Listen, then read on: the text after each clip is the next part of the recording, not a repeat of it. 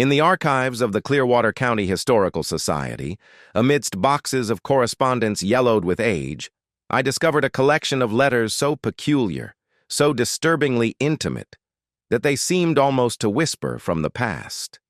They chronicled the lives of a man and a woman whose fascination with death transcended the ordinary, whose shared obsessions led them into acts that blurred the boundary between devotion and depravity.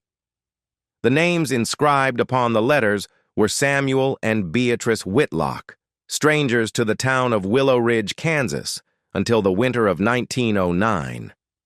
Willow Ridge, perched quietly along the bends of the verdant river, was little more than a scattering of homes, a single general store, and stretches of farmland fading into the horizon. At the time, county records rarely noted anything beyond crop yields or the occasional town meeting dispute. Yet in a damp corner of the Historical Society's basement lay a series of letters, carefully preserved despite water damage, that opened a window into a world the townspeople never suspected existed. Samuel Whitlock arrived in Willow Ridge in February of 1909, purchasing a modest two-story house on the outskirts of town. The previous owners, the Carters, had vacated after the sudden death of their youngest daughter from scarlet fever, leaving the property quiet, almost mournful. Samuel was described by neighbors as polite, soft-spoken, and unnervingly reserved. He kept to himself, purchased goods at the general store with minimal conversation, and was seldom seen after dusk. A small outbuilding at the back of his property, which Samuel immediately converted into a workshop, became the focus of whispered speculation. Monthly, always after dark, wagons would arrive from the direction of St. Louis, depositing crates and packages into the workshop. Samuel explained these deliveries as equipment for his medical research, though no records exist to confirm any professional qualification. He attended services at the Methodist Church each Sunday, yet avoided social gatherings, his presence conspicuous only in the quiet rigor of routine.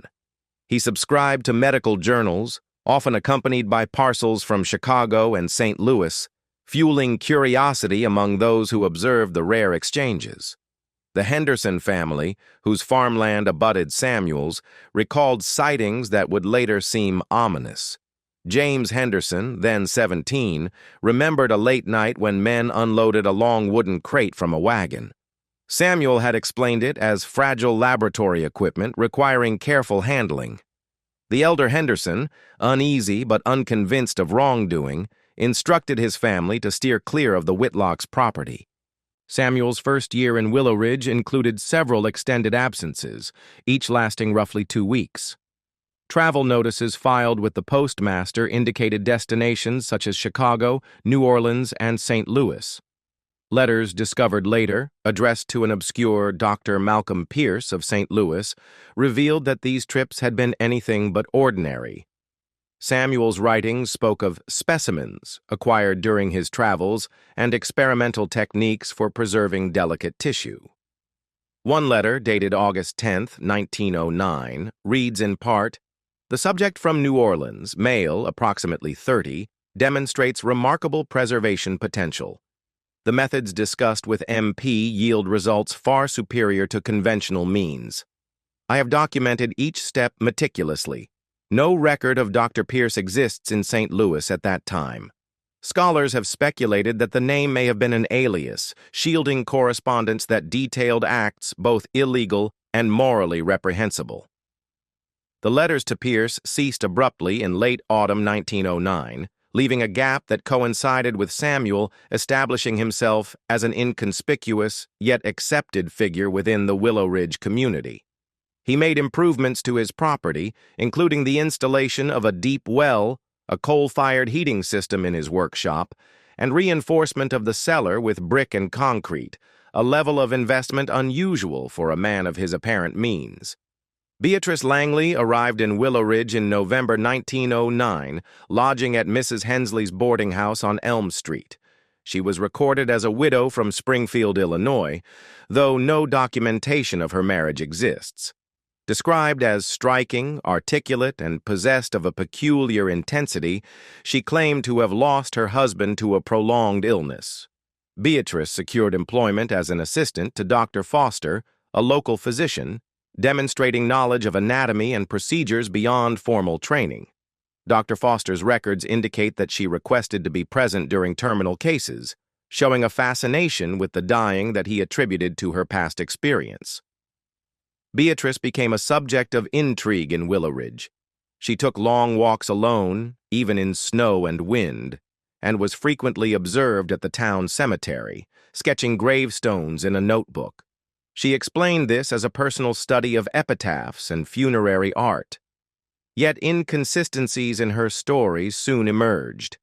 To Mrs. Hensley, she spoke of her late husband as a natural sciences professor, to Dr. Foster, a physician, to the minister's wife, a military surgeon. No Edward Langley matching these accounts could be traced in Illinois. Samuel and Beatrice's first documented encounter occurred on December 12, 1909, when Samuel visited Dr. Foster with persistent headaches, and Beatrice assisted with the examination. Observers noted an immediate recognition between them, a silent understanding of a shared fascination that defied ordinary social interaction. By mid-December, they were seen walking together after church services, conversing in hushed tones and drawing the attention of those around them. Their connection deepened quickly, and letters discovered in the Clearwater archives reveal the intensity of their bond. In a letter dated December 20, 1909, Samuel writes, "Dearest Beatrice, in you I have found a companion who comprehends the quiet beauty of finality, the perfection in stillness that others cannot endure to acknowledge. There is a kinship between us, profound and rare, which I had long sought." Beatrice's response, 4 days later, reflects equal fascination. Samuel, your words awaken sentiments I had long buried. To discuss what others fear is both terrifying and exhilarating.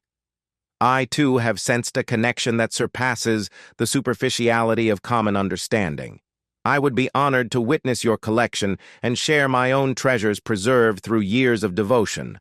By early January 1910, Beatrice had left the boarding house, moving into a small cabin half a mile from Samuel's home, a property he had purchased but never inhabited. They were seen together frequently, yet rarely with others. Letters were hand-delivered, exchanged with a deliberate intimacy that suggested both secrecy and ritual. The content of the correspondence grew increasingly explicit, regarding their shared obsession with death and preservation. Samuel's letters detail meticulous processes for preparing specimens, describing the positioning, the attention to detail, and the aesthetic choices that elevated mere preservation into a macabre artistry. Beatrice's contributions, shaped by her care for her late husband, or perhaps another man whose existence remains unverified, focused on maintaining lifelike coloration and form. One passage reads, "I tended him for 17 days after his last breath, washing and preserving each part with care. When they finally removed him, it felt as though a part of myself had been taken. Until I met you, I believed no one could understand such devotion." Throughout the spring of 1910, letters reveal excursions to the local cemetery, midnight walks where the couple communed with the dead, and references to new acquisitions. Samuel's writings suggest connections in nearby St. Joseph and Kansas City that provided access to unclaimed or dying bodies. While the letters never explicitly confirm murder, some passages hint that they may have accelerated the deaths of the already ill. A letter dated April 15, 1910, mentions, "The elderly gentleman at Dr. Foster's, suffering from consumption, presents a remarkable structure for preservation. Perhaps you might escort him home after his next visit. A brief discomfort will yield an eternal repose worthy of our gallery." By summer, several disappearances in Willow Ridge and surrounding towns coincided with the couple's acquisitions. A traveling salesman vanished between Willow Ridge and St. Joseph. A young domestic worker disappeared near Samuel's property. An unidentified drifter was last seen near the river's edge. Though no formal link could be established, the letters chronicle the collection and arrangement of these specimens with chilling precision. They describe tableaux of human remains posed as if in life. A family gathered at dinner, lovers frozen in embrace, each figure crafted with the obsessive attention of a painter arranging a masterpiece. In August 1910, the correspondence reveals that Samuel and Beatrice formalized their relationship in a private ceremony, which they referred to as their eternal binding. The ceremony took place at midnight in Samuel's workshop, now transformed into a gallery. Beatrice writes of glass-fronted cabinets for smaller specimens, raised platforms for larger arrangements, and a complex system of oil lamps designed to highlight the details of each piece. Their vows were exchanged over the preserved body of a young woman, the finest specimen Samuel had prepared, whose serene expression and folded hands were meant to reflect an eternal peace. This figure corresponds to Catherine Moore, a 23-year-old who disappeared from Atchison, Kansas in April 1910 while traveling to relatives. Her body was never recovered. Following their union, Samuel and Beatrice's correspondence turned toward the preservation of each other, outlining plans for the care of their own bodies after death. Letters from September 1909 describe a pact. Each would ensure the other remained preserved, posed in intimate proximity until they were reunited in death. Samuel writes, "My beloved, upon my passing, your hands shall preserve me, not in cold earth, but in the tender care we have perfected. Then, when you join me, we shall remain together, arranged as we have illustrated." Our loyal friend Jonathan will see to it Beatrice responds affirmatively, noting that chemicals and equipment had been secured and that a discreet local acquaintance would serve as their executor. As autumn deepened, the tone of the letters shifted, hinting at unease. Samuel writes of unusual activity around the property, suspecting the young Henderson boy of observing the workshop. Beatrice reports Dr. Foster's inquiries regarding missing bottles of formaldehyde and other chemical supplies. The couple's meticulous planning, their secrecy, and their understanding of the consequences of discovery underscore a chilling awareness of their own precarious existence within a small town that remained oblivious to their obsessions. Yet despite the clandestine nature of their acts, their devotion to each other and to their shared aesthetic of death was genuine. They spoke of beauty in stillness, of a permanence that transcended life, of an intimacy beyond the understanding of the living. Letters from October describe careful adjustments to the positioning of their specimens, an almost ceremonial attention to detail, and philosophical reflections on mortality and eternal companionship. Beatrice writes, "Love, in its truest form, must endure beyond the crude boundaries of life and death. The vessel retains its form, its essence, when the spirit departs. You understand this as no one else ever could." The collection of letters ends abruptly in late November 1909. No further correspondence survives, and the fate of Samuel and Beatrice Whitlock remains unknown. Subsequent investigations by local authorities uncovered only fragments of their presence, an abandoned workshop, traces of chemicals, and a few preserved specimens hastily concealed or destroyed. Jonathan Pruitt, the suspected intermediary, disappears from the record, leaving only speculation about his complicity. What remains is the chilling testament of letters preserved within the archives that reveal a relationship founded on obsession, devotion, and a shared philosophy that placed art, death, and the eternal union of two minds above all else.